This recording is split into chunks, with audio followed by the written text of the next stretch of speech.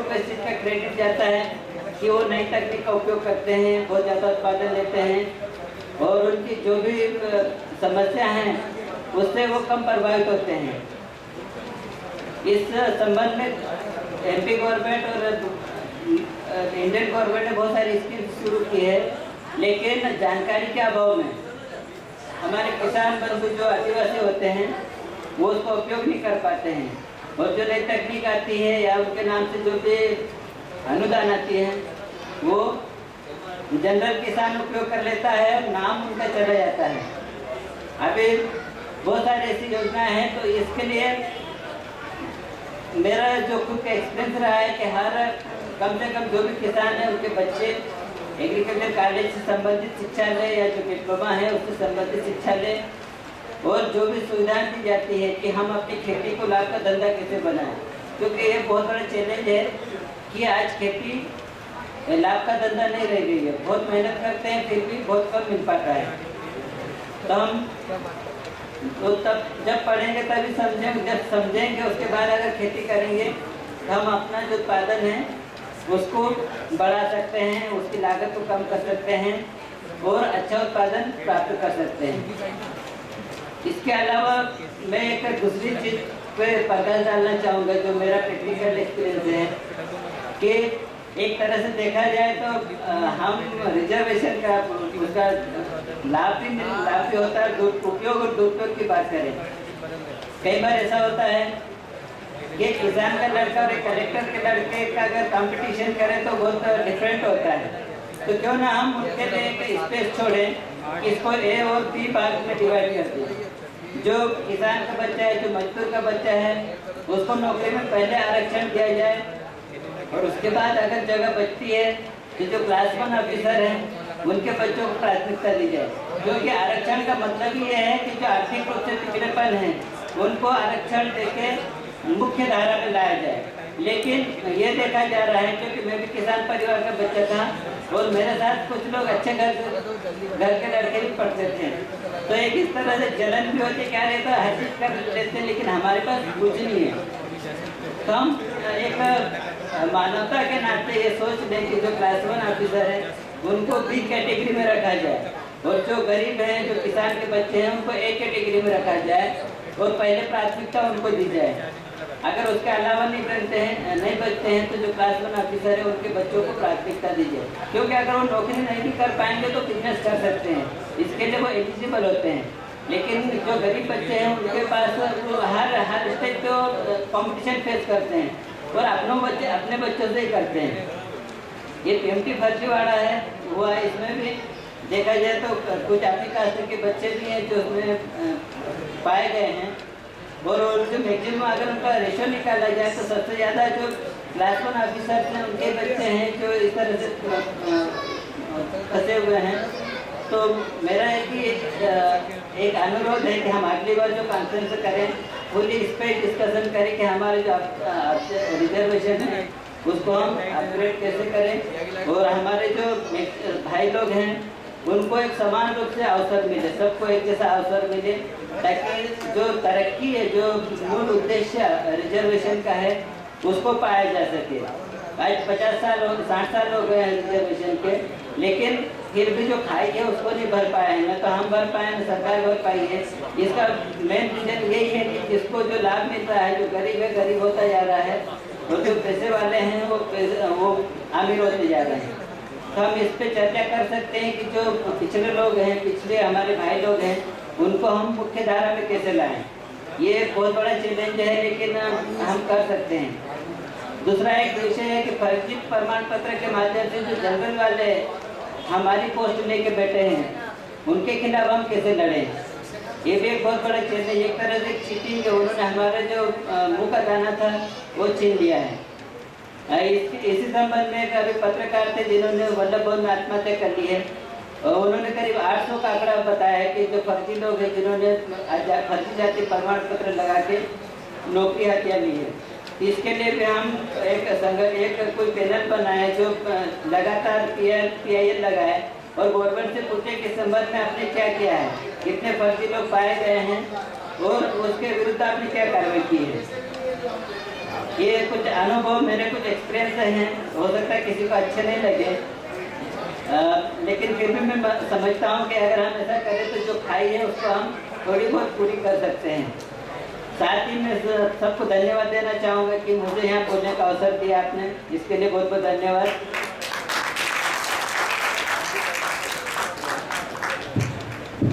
Hello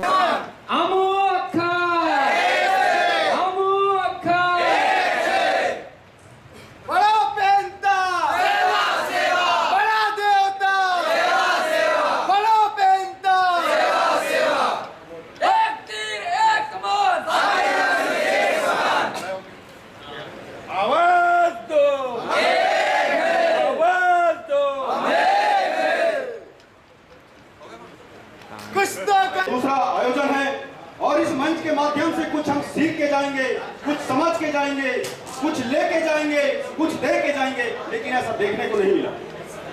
और ये देखने को हमको इसलिए नहीं मिला कि कहते हैं कि बुलबुल के परों में बाज का परवाज नहीं होता, बुलबुल के परों में बाज का परवाज नहीं होता और बिखरे हुए लोगों का कभी राज नहीं होता। बुलबुल के परों में कभी बाज का परवाज नहीं होता और बिखरे हुए लोगों का कभी राज नहीं होता। और जिनको पड़ गई हो सर झुका के चलने की आदत, उनके सरों में कभी ताज नहीं होता, आज हमारे आदिवासी समाज के सारे नौजवान और नौयुवतियां इस भूल में जी रही हैं कि हम इस आजाद भारत में रह रहे हैं। साथियों, पूर्वी भारत से लेकर पश्चिमी भारत देश तक और उत्तरी भारत से लेकर दक्षिण भारत तक हर जगह आदिवासियों का सिर्फ और सिर्फ सामुदायिक खेत हो रहा है और इसका जिम्मेदार है सरकार, इसका जिम्मेदार है सरकार। और मैं इस मंच के माध्यम से इस देश की शीर्ष सत्ता से मैं पूछना चाहता हूं कि क्या आदिवासी इस देश का जनगणमन का अधिनायक नहीं है? क्या भारत का भाग्य विधाता आदिवासी नहीं है? क्या वो सिर्फ नक्सलवादी भर है?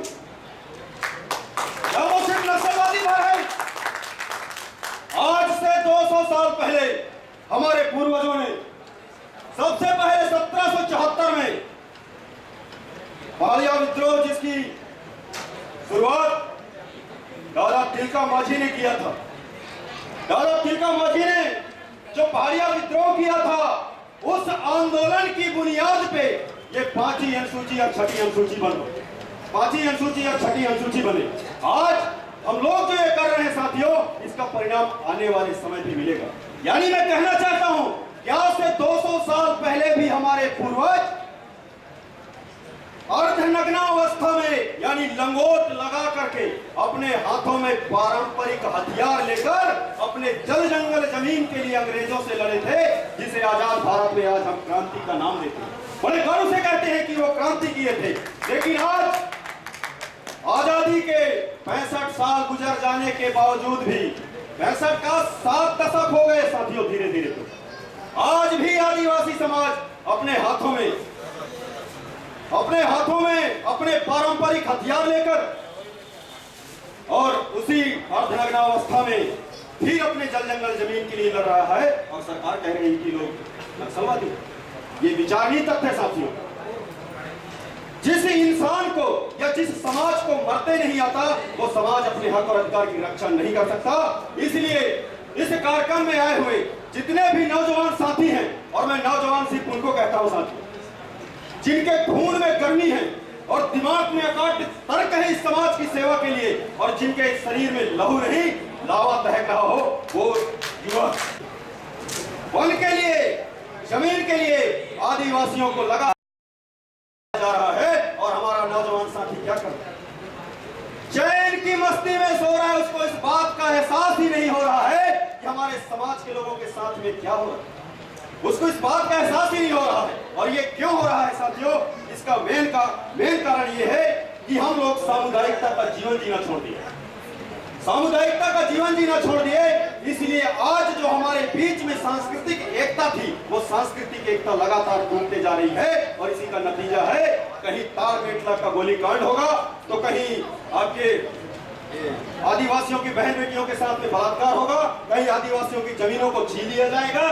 जब तक हम लोग एक साथ एक मंच में खड़े नहीं होंगे और अपने हक और अधिकार के लिए मुखरित नहीं होंगे, तब तक हमको बचाने वाला कोई नहीं। और आज आप लोग ये सोच के यहां से जाइए, ये भावना अपने अंदर पैदा कर लीजिए कि मांगने से सिर्फ भीख मिलता है, हक और अधिकार नहीं मिलता। मांगने से सिर्फ भीख मिलता है, हक और अधिकार नहीं मिलता। हक और अधिकार को दोनों बहनों ने किया था, ये किसी ने नहीं किया। आज लोग जिनको हम लोग आजादी की लड़ाई के नायक कहते हैं, ये लोग का साथियों सिर्फ उंगली कटा था। सिद्धू और कान्हू, चांद भैरव और झानू और बानू के बारे में आप लोग को बताना चाहूंगा। इनके नेतृत्व में झारखंड में 35,000 आदिवासियों ने अपनी घरों में आग लगा दिया, घरों में अपनी आग लगा दिया था, फसलों में आग लगा दिए थे।